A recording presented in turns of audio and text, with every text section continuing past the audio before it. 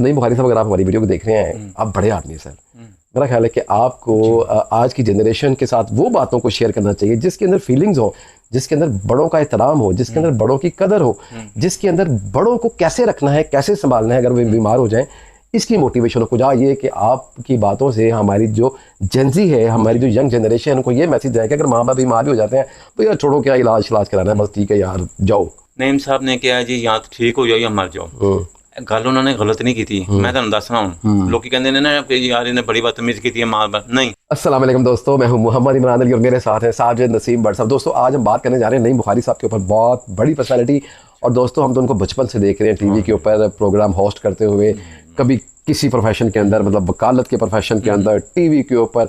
और मतलब इतनी लाइट पर्सनैलिटी और इतनी बड़ी बड़ी बात जब नईम बुखारी साहब टीवी के ऊपर कर रहे होते थे, जो हम उनको देखते थे, बल्कि आज भी सोशल मीडिया के ऊपर उनको देखते हैं, सुनते हैं, इतनी बड़ी बड़ी बात को इतने लाइट मूड में वो कर जाते हैं। और जो उनकी सबसे अच्छी बात मुझे लगती है बट साहब पता क्या है, वो पर्सनैलिटी हर वक्त हंसते रहते हैं, मुस्कुराते रहते हैं। मतलब जरूरी नहीं कि ऐसे इंसान को अपने अंदर दुख नहीं होता, दुख होते हैं। उनकी जो चेहरे की मुस्कुराहट है ना, वो मुझे थोड़ा सा फील होता है कि शायद इनको भी अंदर से दुख है, कोई परेशानी है, कोई गम है। क्योंकि बट साहब हर वक्त मुस्कुराना जो है ना, वो बड़ा मुश्किल काम होता है। आप उनको किसी प्रोग्राम में देख लें, वो पंजाबी भी बात कर रहे होते हैं, उर्दू भी बात कर रहे होते हैं, इंग्लिश भी बोल रहे होते हैं। अरे मतलब एक बड़े देसी स्टाइल के अंदर ना, बड़ा अच्छा लाइव उनका स्टाइल है गुफ्तगू करने का। मतलब हम तो बचपन से उनको देखा है और बड़े इंस्पायर हुए उनसे, बड़े इंप्रेस हुए उनसे। अभी वीडियो बनाने का मकसद ये है कि दोस्तों अभी हाल ही में एक पॉडकास्ट में देख रहा था, एक छोटा सा क्लिप मेरे सामने आया था।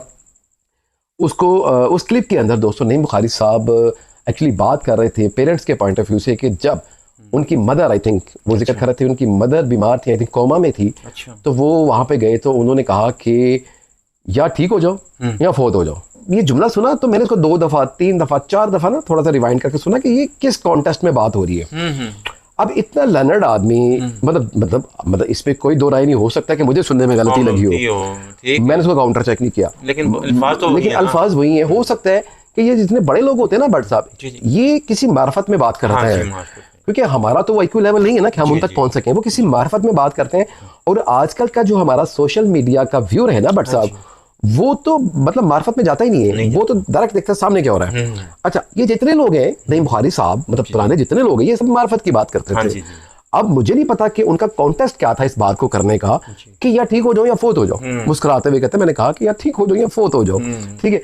अच्छा, मुझे ये जुमला मतलब जचा नहीं उनके मुंह से, और मुस्कुराते हुए कह रहे थे वो ये बात। अच्छा, तो अब दोस्तों माँ बाप जो होते हैं हमारे, मतलब अगर मतलब आपके भी माँ बाप हैं, बीमार होते हैं। देखिए हर इंसान बीमार होता है, हर इंसान इस दुनिया से जाना है। तो दोस्तों मतलब इसका मतलब ये नहीं होता कि आप अगर मतलब माँ या बाप बीमार हो जाएं तो आप उनको ये कहें या ठीक हो जाओ या फौत हो जाओ। इसका मतलब ये है कि जब आप बच्चे थे, छोटे थे, आपको होश नहीं थी, आपको वॉशरूम जाने का नहीं पता था, आपको खाने पीने का नहीं पता था, तो आप भी तो अपने माँ बाप को तंग करते होते थे ना, आप भी तो उनकी रातों की नींदें खराब करते होते थे ना। तो अगर आज वो बीमार हैं, वो हॉस्पिटल के अंदर हैं, तो आपको अपना आराम याद आ रहा है। मतलब ऐसे ही है ना कि आप तंग हो रहे हैं ना, परेशान हो रहे हैं कि यार या ठीक हो जाओ या फौत हो जाओ। मतलब मुझे ये समझ आ रही है कि मतलब आप उस टेंशन को नहीं ले सकते। हालांकि मतलब नईम बुखारी साहब की कॉन्सेप्ट लाइफ में जो मैंने उनको सुना बहुत क्लियर है।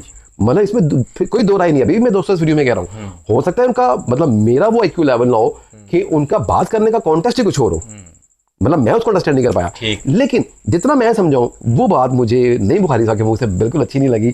और मुझे नहीं पता कि उन्होंने ये बात क्यों की। और मतलब इतना अच्छा उनका इमेज है, तो अभी सोशल मीडिया के ऊपर बट साहब बहुत लोग ट्रोलिंग कर रहे हैं इस बात को लेके कि यार ये नईम बुखारी साहब को क्या हो गया। बहुत से लोग ये बातें कर रहे हैं कि शायद ओवर एज हो गए हैं, वो दिमाग में कोई मसला हो जाता है। सीधी लोग बातें कर रहे हैं, सॉरी हम ऐसी बातें नहीं कर सकते दोस्तों। लेकिन मतलब नईम बुखारी साहब, अगर आप हमारी वीडियो को देख रहे हैं, आप बड़े आदमी हैं सर। मेरा ख्याल है कि आपको आज की जनरेशन के साथ वो बातों को शेयर करना चाहिए जिसके अंदर फीलिंग्स हो, जिसके अंदर बड़ों का एहतराम हो, जिसके अंदर बड़ों की कदर हो, जिसके अंदर बड़ों को कैसे रखना है, कैसे संभालना है अगर वो बीमार हो जाएं, इसकी मोटिवेशन हो। कुछ ये कि आपकी बातों से हमारी जो जेंजी है, हमारी जो यंग जनरेशन है, उनको ये मैसेज है कि अगर माँ बाप बीमार भी हो जाते हैं तो यार छोड़ो, क्या इलाज कराना है, बस ठीक है यार जाओ, ठीक है ना बस। तो दोस्तों ये था मेरा जो मैं देख रहा था नईम बुखारी साहब की एक गुफ्तगू पॉडकास्ट के अंदर। साजिद नसीम भट्ट साहब मेरे साथ हैं, वो ऐसे टॉपिक्स के अंदर बहुत टचिंग हैं। इन्होंने अपने माँ बाप की बहुत केयर की है, दिन रात उनके साथ गुजारा है। भट्ट साहब क्या कहेंगे आप उनके इस बयान के ऊपर? देखो जी, ਜਿਹੜੇ ਲੋਕੀ ਮਰੀਜ਼ ਨਾਲ ਰਹਿੰਦੇ ਨੇ ਨਾ, ਉਹ ਮਰੀਜ਼ਾਂ ਦੀ ਹਾਲਤ ਦਾ ਉਹਨਾਂ ਨੂੰ ਪਤਾ ਹੁੰਦਾ ਹੈ, ਠੀਕ ਹੈ ਨਾ। ਨਈਮ ਸਾਹਿਬ ਨੇ ਕਿਹਾ ਜੀ ਜਾਂ ਤਾਂ ਠੀਕ ਹੋ ਜਾਓ ਜਾਂ ਮਰ ਜਾਓ। ਗੱਲ ਉਹਨਾਂ ਨੇ ਗਲਤ ਨਹੀਂ ਕੀਤੀ, ਮੈਂ ਤੁਹਾਨੂੰ ਦੱਸ ਰਹਾ ਹੂੰ। ਲੋਕੀ ਕਹਿੰਦੇ ਨੇ ਨਾ ਕਿ ਯਾਰ ਇਹਨੇ ਬੜੀ ਬਦਤਮੀਜ਼ੀ ਕੀਤੀ ਹੈ ਮਾਂ ਬਾਪ, ਨਹੀਂ। ਬਾਅਦ ਔਕਾਤ ਹੁੰਦਾ ਹੈ ਕਿ ਇੰਨੀ ਕੁ ਤਕਲੀਫ ਹੁੰਦੀ ਹੈ ਮਰੀਜ਼ ਨੂੰ, ਇੰਨੀ ਕੁ ਤਕਲੀਫ ਹੁੰਦੀ ਹੈ, ਅਸੀਂ ਕਹਿੰਦੇ ਹਾਂ ਯਾਰ ਅੱਲਾ ਪਰਦਾ ਪਾ ਦੇ ਇਹਨਾਂ ਦੇ ਉੱਤੇ। ਅਸਲ ਗੱਲ ਇਹ ਹੈਗੀ ਹਾਂ, ਇਹ ਮਾਰਫਤ ਹੈ, ਇਹ ਮਾਰਫਤ ਦੀ ਗੱਲ ਹੈਗੀ ਹੈ। ਕਿਉਂਕਿ ਇਹ ਸਾਡੀ ਵੀ ਜਦੋਂ ਦਾਦੀ ਸੀ ਨਾ, ਉਹਨੂੰ ਜਦੋਂ ਅਸੀਂ ਹਸਪਤਾਲ ਲੈ ਕੇ ਜਾਂਦੇ ਸਾਂ ਤੇ ਦੋਵੇਂ ਹੱਥਾਂ ਦੇ ਕੜੀਆਂ ਉਹਨੂੰ ਪਾਉਣੀਆਂ ਪੈਂਦੀਆਂ ਸਨ ਤੇ ਐਂ ਖੂਨ ਬੰਦ ਹੋ ਜਾਂਦਾ ਸੀ ਉਹਦਾ। ਅਸੀਂ ਕਹਿੰਦੇ ਯਾਰ ਇਹਨਾਂ ਦਾ ਪਰਦਾ ਪਾ ਦੇ। ਇਤਨੀ ਤਕਲੀਫ ਹੁੰਦੀ ਸੀ, ਇੰਨੀ ਤਕਲੀਫ ਹੁੰਦੀ ਸੀ ਕਿ ਉੱਠਦਿਆਂ ਬੈਠਦਿਆਂ ਪੈਂਪਰ ਲੱਗੇ ਸਨ, ਨਾਲ ਬੈਗ ਲੱਗਿਆ ਸੀ, ਹਰ ਕਿਸਮ ਦੀ ਸਮੈਲ ਆਉਂਦੀ ਸੀ। ਤੇ ਅਸੀਂ ਕਹਿੰਦੇ ਸਾਂ, ਲੋਕੀ ਕਹਿੰਦੇ ਸਾਂ ਪਤਾ ਨਹੀਂ ਕੀ ਇਹਨਾਂ ਤੇ ਕੋਈ ਰਜ਼ਾਬ ਹੈ ਕਿ ਕੋਈ ਲੋਕੀ ਗੱਲਾਂ ਬਣਾਉਂਦੇ ਨੇ ਬਸ ਐਸੇ ਮਾਰੀ। ਤੇ ਅਸੀਂ ਕਿਹਾ ਯਾਰ ਅੱਲਾ ਪਰਦੇ ਚ ਕਰ ਲਓ ਤੁਸੀਂ ਪਰਦਾ। ਐਸੇ ਤਰੀਕੇ ਦੇ ਨਾਲ ਨਈਮ ਸਾਹਿਬ ਜਿਹੜੇ ਸਾਡੇ ਅੰਦਰੂਨ ਭਾਟੀ ਦੇ ਰਹਿਣ ਵਾਲੇ ਉਹ ਨਾ ਮਸਲਾ ਹੈਗਾ ਕਿ ਉਹਨਾਂ ਨੇ ਇਸ ਮਤਲਬ ਕਿ ਕੰਟੈਕਟ ਤੇ ਕਿਹਾ ਹੋਣਾ ਕਿ ਯਾਰ ਉਹਨਾਂ ਦੀ ਤਕਲੀਫ ਹੁੰਦੀ ਪਈ ਹੈ, ਯਾਰ ਅੱਲਾ ਇਹਨਾਂ ਨੂੰ ਸਹੀ ਕਰ ਦੇ। वो बहुत तकलीफ में है। ਉਹ ਗੱਲ ਉਹਨਾਂ ਨੇ ਪਤਾ ਕੀ ਚੱਕਰ ਹੈ, अल्फाज में जरा कम तब्दीली आ गई है। जो मैंने मार्फत की बात की ना, मार्फत की गल यही है, शुरू में मैंने इसलिए की थी, उनको ना तकलीफ बहुत है, तकलीफ बहुत है, या आप ठीक हो जाओ, हाँ जी, या अल्लाह आपको आसानी दे दे, आसानी दे, या पर्दा में वाला मैं पर्दे। जैसे हम कहते हैं ना दोस्तों, अगर हमारे भी कोई ऐसे कोई होता है फिर भी बीमार होता है, तो हम उसे कहते हैं ना अल्लाह इसको इसकी मंजिलें आसान कर दे, इसको आसानी दे दे। अच्छा, हम कहते हैं ना, लेकिन हमारा बात करने का अंदाज, हम दुआ देते हैं, वो उसकी वजह ये होती है, वो जो पेशेंट होता है वो बेचारा बहुत तकलीफ में होता है, तकलीफ में होता है, तो हमसे उसकी तकलीफ बर्दाश्त नहीं हो रही थी। हम कहते हैं या तो ये ठीक हो जाए, या अल्लाह ताला इसको आसानी दे दे, ठीक है, आसानियां कर दे। तो वो नईम बुखारी साहब को तो बात करने का मकसद था ना दोस्तों, जो मैंने शुरू में वीडियो में मार्फत की बात की थी, वो यही था। जो हमारी राय है इस हवाले से, आपकी क्या राय है आपने कमेंट्स बॉक्स में लाजमी करनी है दोस्तों। नईम बुखारी साहब का मकसद सिर्फ यही था कि वो उनकी वालदा बहुत तकलीफ में थी कि यहाँ ये ठीक हो जाए, या अल्लाह ताला आसानी दे दे, ठीक है, हम ये कहते हैं। उन्होंने डर कह दिया फौत हो जाए, हाँ जी, वो ठीक है। वो नईम बुखारी साहब को शुरू से ये स्टाइल है। अगर आज के लोगों ने नईम बुखारी साहब को देखा, वो हमेशा सीधी बात करते हैं, डायरेक्ट बात करते हैं और बड़े मुस्कुराते हुए करते हैं।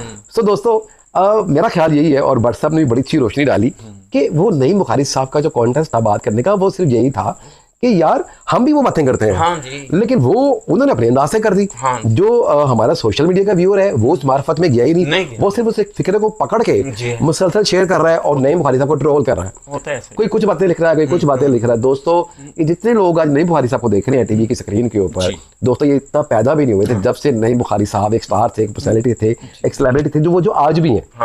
उनका बोलने का अंदाज शुरू से ऐसा ही था जो वो जो आज भी बोल रहे हैं। जो उन्होंने जिंदगी के अंदर देखा, जो उन्होंने जिंदगी का मुशाहिदा किया, वो मेरे ख्याल बड़े कम लोगों के हिस्से में आता है। तो दोस्तों, ये था हमारा आज का वीडियो नईम बुखारी साहब के हवाले से। सोशल मीडिया पे हम देख रहे थे, तो मैंने भट्ट साहब से कहा, मैंने कहा भट्ट साहब इसका एक एंगल हम भी डिस्कस करते हैं इस वीडियो के अंदर। दोस्तों, अगर आपको हमारा ये एंगल जो हमने आपके साथ डिस्कस किया, अगर आप इससे मुत्तफिक हैं, तो आपने कमेंट्स बॉक्स में अपनी राय का इजहार करना बिल्कुल नहीं भूलना। अगर वीडियो अच्छा लगा तो लाइक कीजिएगा, सब्सक्राइब कीजिएगा, और कमेंट्स बॉक्स में लाजमी लिखिएगा। अपना बहुत सारा ख्याल रखिएगा और हमें दुआ में याद रखिएगा। अस्सलाम वालेकुम। और ना गल तो लोग मेरी गल तो एग्री होंगे, ਜਿਹੜੇ ਮਰੀਜ਼ ਦੇਖਦੇ ਨੇ ਨਾ, ਜਿਨ੍ਹਾਂ ਨੂੰ ਬੜੀ ਤਕਲੀਫ ਹੁੰਦੀ ਹੈ। ਹਾਲਾਂਕਿ ਮਾਂ-ਬਾਪ ਤੋਂ ਵੱਧ ਕੇ ਕੋਈ ਚੀਜ਼ ਨਹੀਂ ਹੁੰਦੀ। ਹਾਲਾ ਮਿੱਟੀ ਦਾ ਬੁੱਤ ਹੀ ਬਣਾ ਕੇ ਰੱਖ ਦਿਓ ਨਾ, ਮਾਂ-ਬਾਪ ਦੀ ਬੜੀ ਇੱਜ਼ਤ ਹੁੰਦੀ ਹੈ। ਲੇਕਿਨ ਜਦੋਂ ਉਹਨਾਂ ਨੂੰ ਤਕਲੀਫ ਹੁੰਦੀ ਹੈ ਨਾ, तो फिर ਅਸੀਂ ਇਹ ਵੀ ਕਹਿੰਦੇ ਕਿ यार बहुत से दोस्त जो वीडियो देख रहे हैं, वो भी ऐसी दुआ करते ही होंगे ना। हाँ, बिल्कुल ऐसा ही है।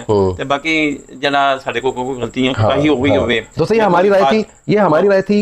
इस राय से मुत्तफिक होना ना होना जरूरी नहीं है। अगर आपकी जो राय है आप हमारे साथ शेयर कर सकते हैं। अगर हमसे कोई ऐसी बात हुई है जो आपको लगता है ठीक नहीं है, तो आप उसकी तस्हीह कर सकते हैं, क्योंकि हम भी सीखते रहेंगे पूरी जिंदगी और आप भी सीखते रहेंगे। बस इजाजत लीजिए। बाकी मेरे यार दोस्त सज्जन मेली Hong Kong, Taiwan, Singapore, Korea, China, India, Australia, USA, Dubai, Saudi Arab, जिथे जिथे भी देखते पे ने साडी फिल्म ਨੂੰ पसंद करन, लाइक करन। फिर इंशाल्लाह ताला एक नवे मौजूद के नाल फिर मिलेंगे। आप मिलते हैं थोड़ी सी ब्रेक के बाद। अस्सलाम वालेकुम।